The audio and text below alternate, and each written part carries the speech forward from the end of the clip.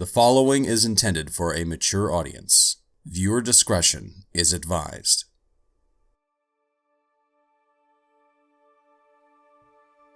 In the sky plains of the internet of the digital world, the universe which I knew blurred past me as I saw the fates unfolded around me in the infinite distances.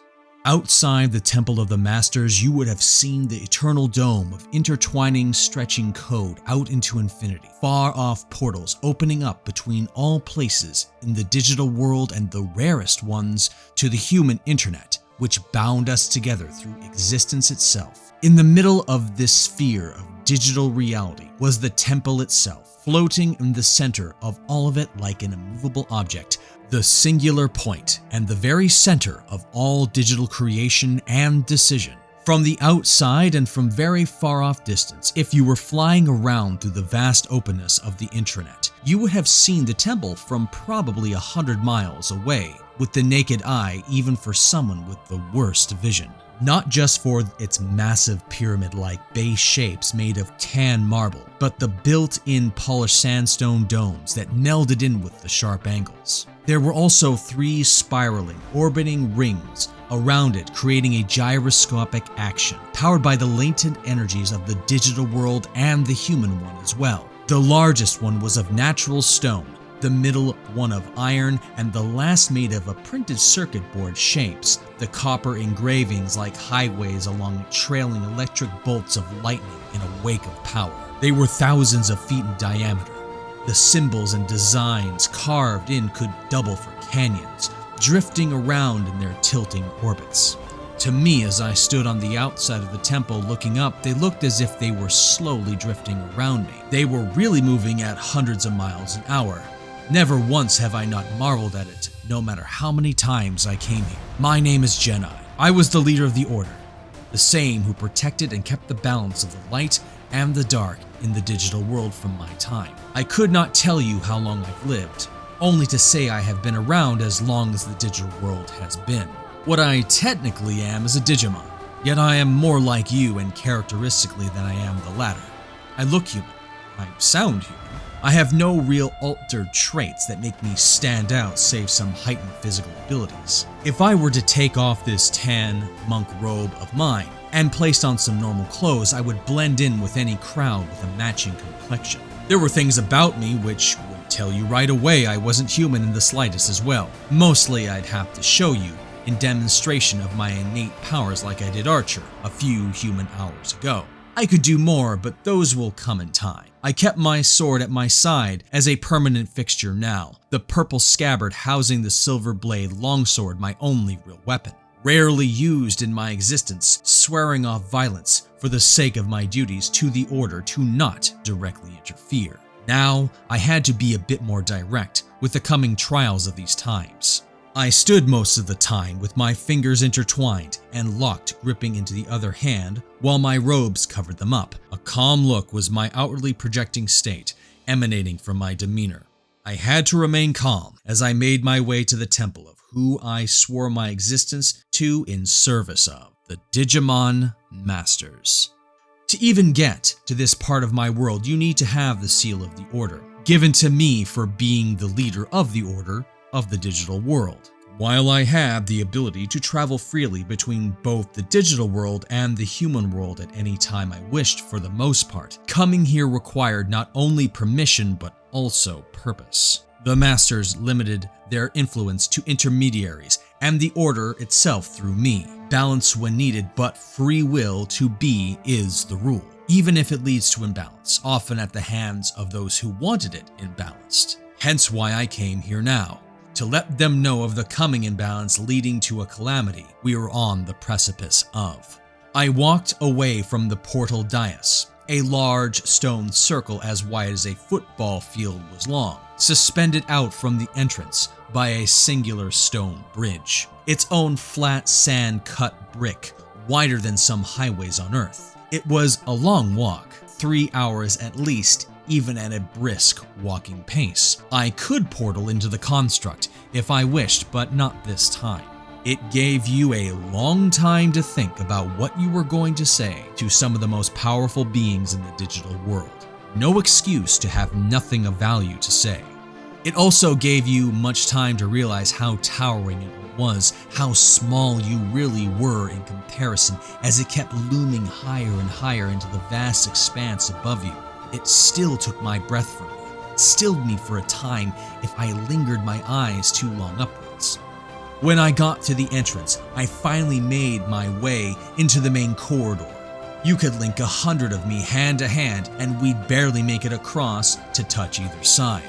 The walls were not bare, but the entire history of the digital world, from beginning starting at the door, going all along the hall as an enduring story to see on either side. Etchings engraved of heroes and villains, battles both triumphant and disaster, formations of towns, and the fall of continents into the digital sea. Above me were more details and suspended statues of great Digimon heroes, detailed in marble in plinths, or given their own stone alcove going up high into the sky. Eventually, you couldn't see the very top, but if you could fly, you would have seen more of the same stories told. Intermixed were narrations among the murals, stories and lessons of the depictions to whoever would read them for the wisdom passed on. No one except the masters did these days, save myself, of course, when I dared enter the temple. My pilgrimage continued onwards. The miles stretched on through the digital world's history until I came to the final chamber where I was expected, where the Digimon masters were waiting for me. In human mythology, there have been gods to have been known to be those that control the fates of the worlds and those in it like puppeteers. Every action manipulated by these gods for whatever reason may be. These Digimon in front of me, however, were far more than that and were who I had to answer to now for what I was to tell them. These Digimon were known as the Masterminds of Destiny. They were the first Digimon to rise from the beginning of the digital world to become mega level. Gods among Digimon. One could strip flesh from bone with cutting winds, drain seas, and set the very air on fire, for he controlled the elements. The second could command the forces of nature, for she was the force of it. The last could conjure powers from mere thought itself, commanding digital information to bend the world to his whim. Now they watched over the digital world with a watchful eye, seeing it continue along, at least a measurable form of progress, to a stable world. While they were not omnipresent as you would think of a god, they became aware of events by being tied to the digital world. Therefore, it was in their best interest to keep the balance and the digital world continuing on. The master of the elements was Yomatomon, and an imposing data-type Digimon who towered like a god of Olympian myth. You could never see his face, since it was hidden behind the armored gold Digizoid-plated helm, which he wore molded to his thick box-like snout and jaw to indicate he was indeed a dragon. The only thing you would see were his surprisingly blue rounded eyes from deep inside it, giving him a faint bit of calm when you looked up at him at near 9 feet. His body was humanoid, like in nature, but coated with steel-like plate scales, thick as coins overlapping to form a natural armor on his skin you'd see. He wore a medieval-style armor plating over his chest that molded to his muscular form for much more added protection. Not that he needed it. The upper torso was that of a human with brimming muscular arms, but the legs that of a dragon. The digigrade legs thick as tree trunks and the muscles tense, holding up the weight of such a tall being. His lower torso was less armored, instead going for the chainmail loincloth and plated kilt before the golden greaves down his shins. All of the armor platings was embroidered with varying tribal-like talismans, or simply hanging from varying parts of his armor. The one solid emerald that was around his neck the centerpiece of all of his wares. You could see the roaring fire inside the emerald itself swirling the perimeter of a small ocean of water that too spun around in the opposite direction. Within that looked like a windstorm, and the very core was a hardened orb of brown rock that was shifting, cracking, and repairing in a constant seizure of an earthquake. All of that worked to signify the powers he was in constant control of. For how he behaved, Yomatomon was more of the militant types of masterminds and made no qualms of hiding it. The Digimon Master was a fearless warrior, but had a kind streak when he felt like it. Nothing could protect you from him if you ever betrayed his kindness, so take that as you will. The mistress of nature was Daemon, and she was much different than what you would preconceive. She stood much smaller, maybe at 5 feet humanoid, but you could see upon further inspection from behind the leaf-veined embroidered hood and cloak hid 2 green emerald sphere-like eyes with a smooth face, with the feel of the stalk of a rose. Her nose was barely there, only 2 dots between her eyes, which when she breathed you could hear the air flowing in when she took a deep breath to give her the fairy-like look you would imagine in one's mind. Her lips were barely visible, a thin slit with 2 small ridges parted to show a small set of smooth platinum teeth. When she blinked you could hear the clicking of the internal eyelids that snapped sideways instead of the up and down as you would have expected. If you ever saw her hands, they looked human, albeit very dainty, but they too were this sharp light green color minus the fingernails. The aura around her felt of constant spring, and anything she touched, if she wanted it wasn't spontaneous or without control, would spawn plant life as if it was already there, or to make the current flora grow rapidly. Daemon could easily control anything about nature as well, commanding plants to grow and tramping vines, poisonous barbs, and all of the other either joys or despairs of nature had to offer. Her personality was that more of a thinker and a planner and most wise of the 3. Something to do with the collective intelligence of the world's oldest plants and the inherent wisdom they had. Conservative and calm, she loved to listen more than she spoke, which was a shame since I not only loved to hear her voice, but to generally speak to her given the chance. The master of technology was Infamon, a technological type Digimon who resembled a being halfway between an android and a supercomputer mixed in with a little bit of a mage of some kind. He was maybe 6 feet in height, but he was skinny for his kind. Letting his stature fool you would probably be your last mistake if you ever tried to trifle with him. His limbs were solid robotic skin in the form of thick skeleton arms, steel tubular hydraulics instead of muscle structure. Over that were coverings made of machined reactive armor that gave definition and protection to the vital joints of his limbs. The same could be said of his legs, but they were more heavily armored and his feet were integrated knee-high boots of the same metal. All of his armor was thin though, which made him faster than you would expect. In his hands he always carried a staff, which was a metal-like walking stick, gears and chips embedded along it with wires twisting around from the base to the top. Atop it was a rather funny-looking plug you would see go into the wall socket. Above the 2 yellow prongs you would see an ever-sparking ball of energy, a faint warning everlasting. It could zap anything into particles if he wished with a flick of his wrist. If you ever saw his face, hiding behind the shadow of his royal maroon hood and cloak, you would see a red band visor covering his pale gray eyes you might see if you got even closer. The rest of his face was covered over with a lower metal mask covering everything just below his eyes.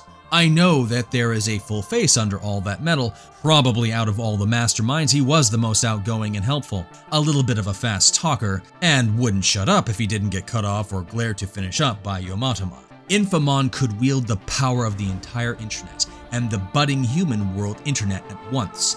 Anything in the human world or digital world he could get his mind into. Infamon was their eyes and ears to what was going on in the digital world and, more recent, the human world. The main room was very much the audience chamber, the dome shape at the very opposite side of the portal miles back behind us. Before entering the main hallway, it split off in 2 directions to either side to the other domains of the masters. This room was imposingly tall, the smooth marble bricks towering up above us, decorated with etchings of lessons and teachings of Digimon long past, wisdom collected by the Digimon masters and recorded for themselves when pondering what actions to take. There were even a few human philosopher quotes snuck in as well, added on by Infamon when he was able to access the human world's knowledge. There were 3 large thrones in the room for the 3 masters to lounge in, but now they were all standing around them and each was tailored to them and matched to their owner. The middle was Yomatomon's, clearly made up of stiff and upright angles made of chrome digizoid steel that a king of war with the adornments of weapons from lesser opponents welded on. To the right was Infamon's, and it was a very sleek construction of black rubber tubes, twined electrical wires fashioned where he could sit cross-legged. Daemon's was effectively the largest bonsai tree I've ever seen that grew right out of the stone, formed into what looked like a chair. The leaves were minute, but spanned out in its own umbrella if there was any need for shade, even with the moss providing a natural cushion to sit. Not that I ever dared to sit in it. Between us was a long white marble table for when things needed to be presented or displayed. On the other side were 8 natural sandstone-colored chairs made of a construction of the temple itself.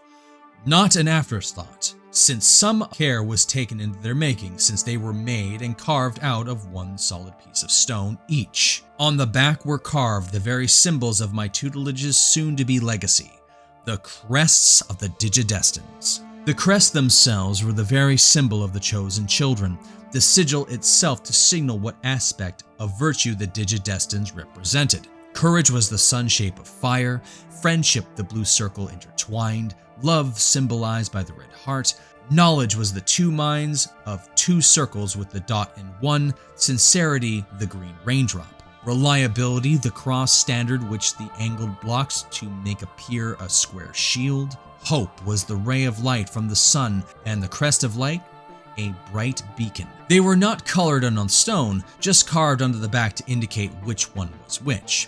The true crests, the ones to be housed in the tags of the DigiDestined would wear, now were housed under guard of the Order, being used to prepare the Digimon chosen to fight for the future. I spent a good hour of time explaining to them the situation now presented to us. Wasn't the first time I had done so in the last month since I arrived in this time.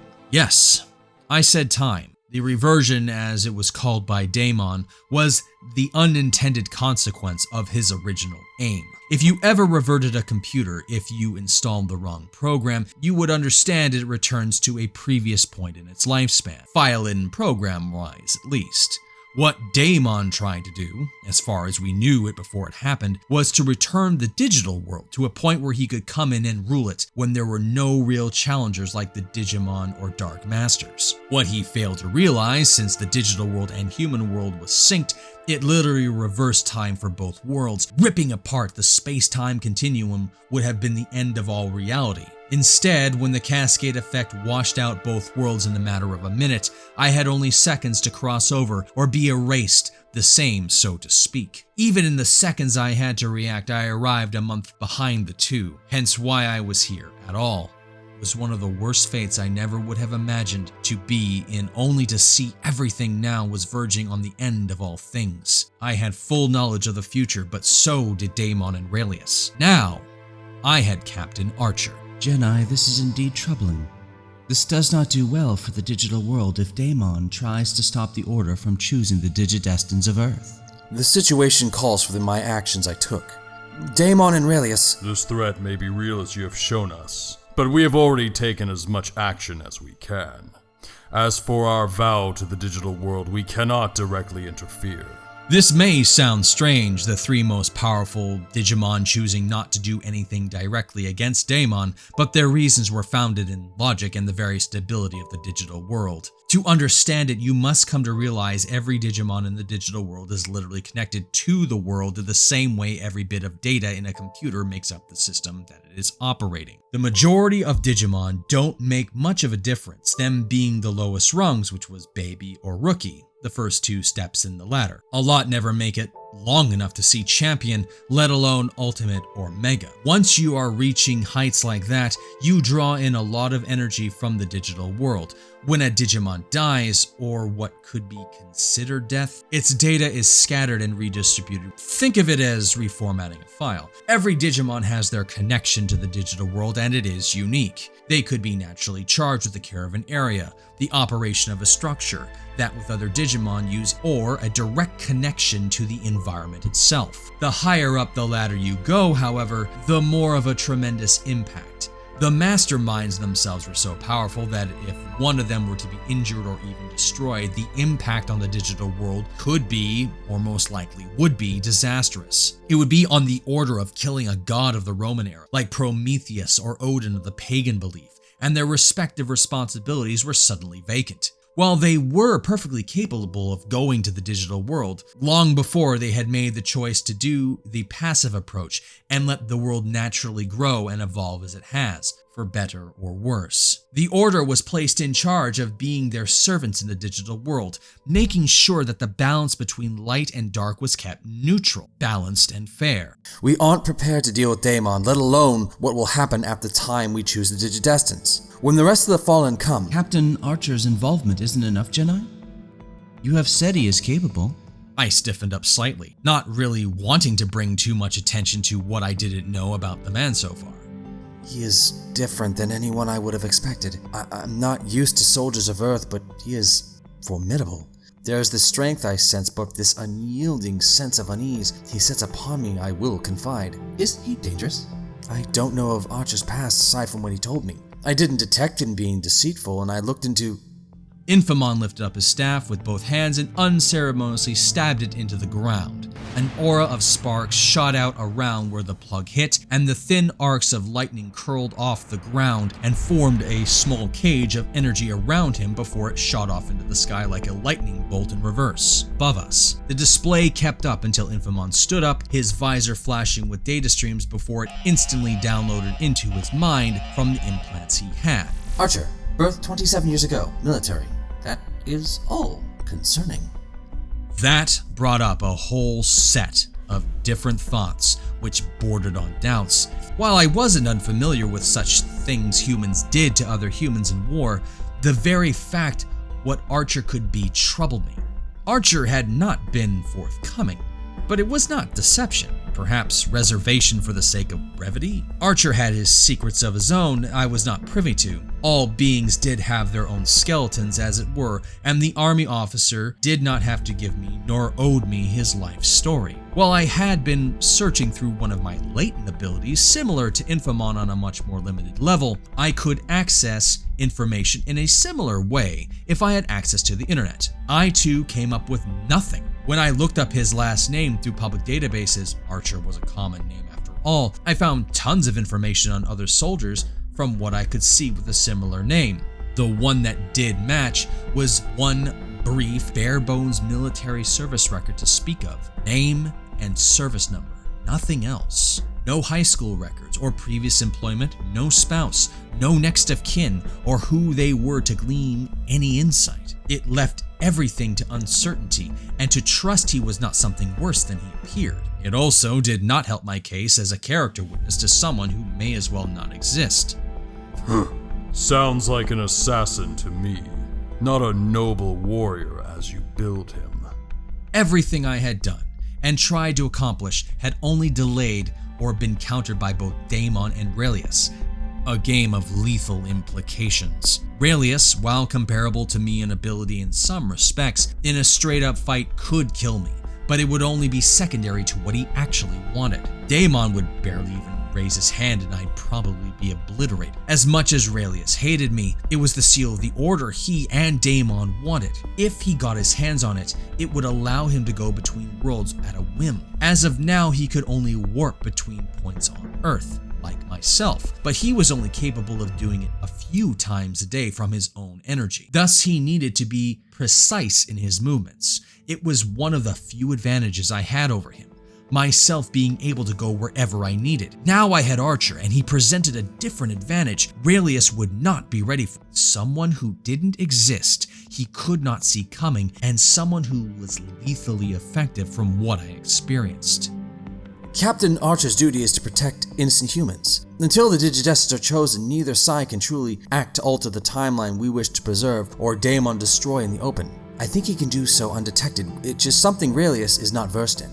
This reverting Daemon caused has given him the power of predictability. Knowing the future as same as you and Railius is a troubling concept. Up to a point. It is also what stills him from not destroying everything on a whim.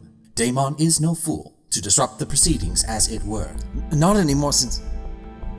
All three masters caught it, but Gaemon giving an amused chuckle as I had almost let slip some of my knowledge. Gennai, your persistence to not speak of the future you're from is a little silly. There is no harm in telling us how it all came to be at the end.